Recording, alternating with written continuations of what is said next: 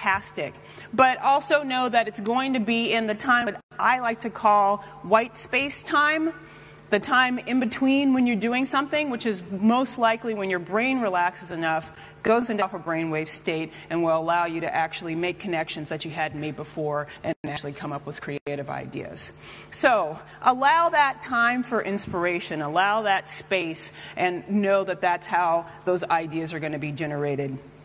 The thing that's going to be great about this is that this will help you become re-engaged. It will help you become more motivated, and all of that stuff will also feed back and help you become more creative. So that unblock directive, super important.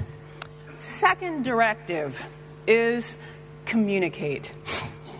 So communication is super important, and you think, well, what does that have to do with creativity? But it kind of has a lot to do with creativity from a couple of perspectives. First, from the perspective of taking in information, otherwise known as listening, and then second, from the perspective of giving out information or sharing it. So, first, when we're talking about listening, it's really important to start developing your listening skills. A lot of times, and I think that the kind of the culture, and especially in tech culture, is not about listening to other people. It's about trying to make sure that people know you're smart.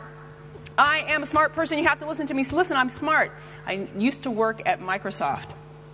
And I remember being in meetings and sitting there and waiting for the alpha geek off. You know, the guys would get up and start beating their chests. I am the smartest person because I am giving you the most arcane knowledge that really doesn't matter to anybody, but it shows that I'm smart because you don't know what I'm talking about.